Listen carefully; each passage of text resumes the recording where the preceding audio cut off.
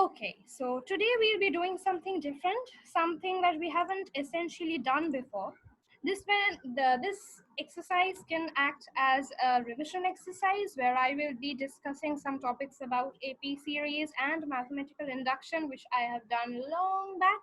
If you want to check those videos out, they will be linked, so give it a go.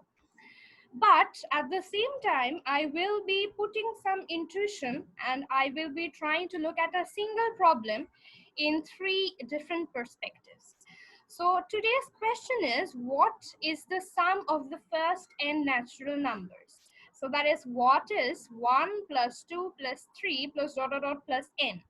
We know from our knowledge of AP series and from mathematical induction that this sum equals n times n plus 1 by 2. So what we'll do is, it's essentially, as I told you before, it's a revision exercise, which means I will be going back to the procedures that I have discussed before. So I will be discussing how we get this result through the process of AP series. And we'll also talk about the mathematical induction process by which we can prove this statement essentially.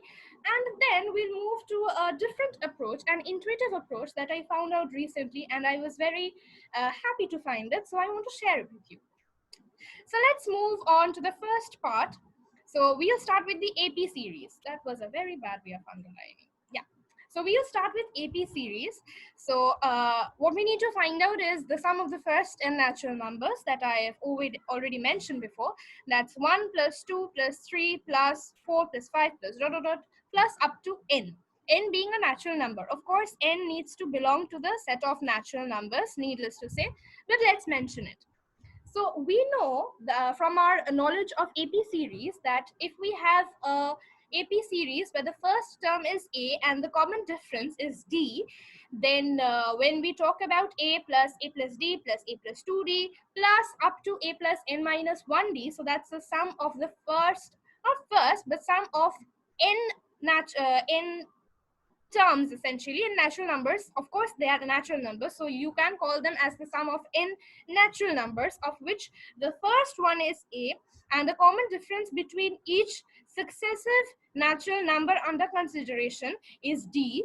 Then by AP series we can answer that question as n by 2 times 2a plus n minus 1d, or of course you can interpret it as n by 2 plus first term plus last term. So that is what we already know from the chapter of AP series. Now in our case, the first term that we have considered is 1. So that's our A term. So this is what we have as 1. A plus D is 2. A plus 3 is A plus 2D. And in this way, N is actually my nth term. So that's A plus n minus 1D. So that's the series that I essentially have. So in our case, first term is A. And the common difference is the difference between 2 and 1. That's the difference between 3 and 2. So that's again 1. So the first term, that's A equals 1. And the common difference, that's D, that's also equal to 1. So from this formula, we can replace A with 1. That is, I have replaced this term A with 1. And I have replaced this term D with 1. And what I end up is 1 plus 2 plus 3 plus dot dot dot plus n equals n by 2, that remains, into 2 times A, so that becomes 2 times 1 because I've replaced A with 1, plus n minus 1 times D, which becomes n minus 1 times 1 because I've replaced D with 1. So what I come to the conclusion is, it's n by 2 times n plus 1.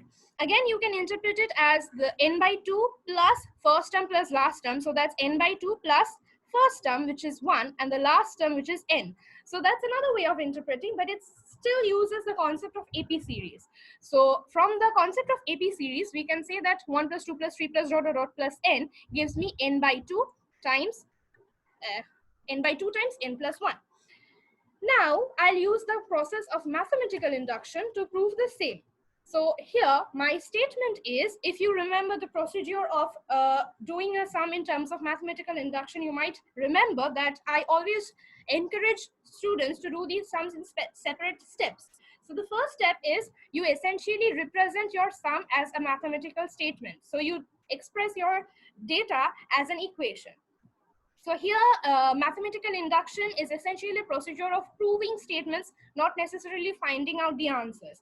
So here we take our statement to be 1 plus 2 plus 3 plus dot dot dot plus n, which I assume to be n times n plus 1 by 2. And that is what I need to prove. I need to prove that the left-hand side equals the right-hand side.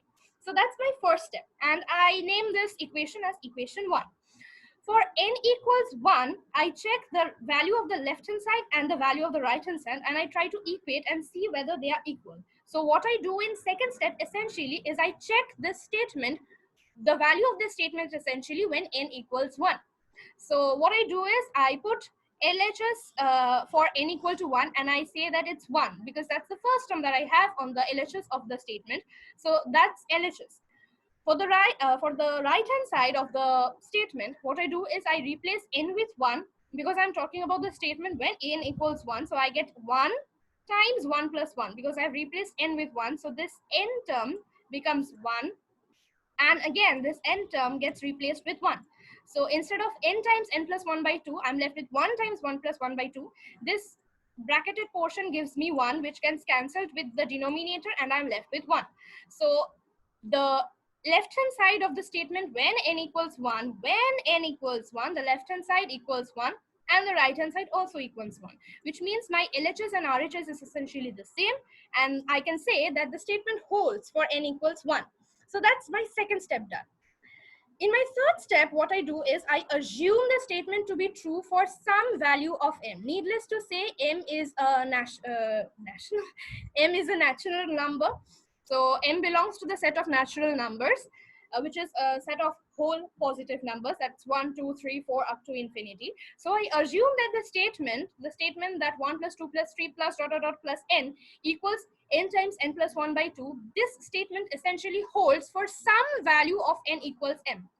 So if I replace n with m, I get this statement that 1 plus 2 plus 3 plus dot dot dot plus m. This will be n, so will this and this. So what I get is for the value of n equals m, the statement 1 plus 2 plus 3 plus dot dot dot plus m equals m times n plus 1 by 2. So that's the statement that I assume to be true. Please note that this is an assumption. I consider or I assume the fact that the statement holds for some value of n equal to m. You can of course not replace n with m as well, because essentially since n equals m in this situation, even if you write m in place of m, it won't matter.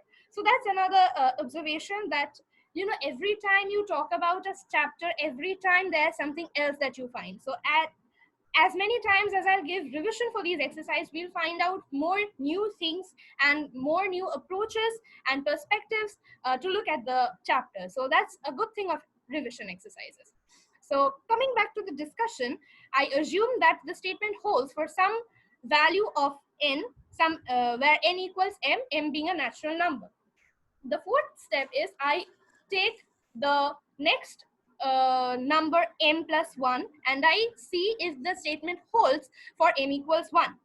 And what I do is I write the LHS of the statement and I see if I can arrive at the RHS of the statement. So I start with the LHS. I write 1 plus 2 plus 3 plus dot dot dot plus n, or of course you can write it as m or you can write it as n. It doesn't matter here because essentially n equals m in my previous assumption. So here that does not hold that much significance. You can do this sum with taking n as n itself and not replacing it with m. So here I have done it in a different approach than I have done in my previous videos. That also adds to your domain of knowledge. So I have done here using n. So what I do is I write the statement again and I take it to be 1 plus 2 plus 3 plus the nth term being n plus the n plus 1th term being n plus 1. This is a bar bracket, which essentially means that I've put a bracket here. So what I do is from my very first equation that I had assumed, I had said 1 plus 2 plus 3 plus dot dot dot plus n equals n by n plus 1 by 2. Let's check once. Yeah. The equation 1 that I had assumed says 1 plus 2 plus 3 plus dot dot dot plus n equals n times n plus 1 by 2. And I keep n plus 1 as n plus 1. You can see that I've put it in a bracket. What I do now is I take n plus 1 common from here, and from here I'm left with n by 2 from this side, and I'm left with 1 from this side.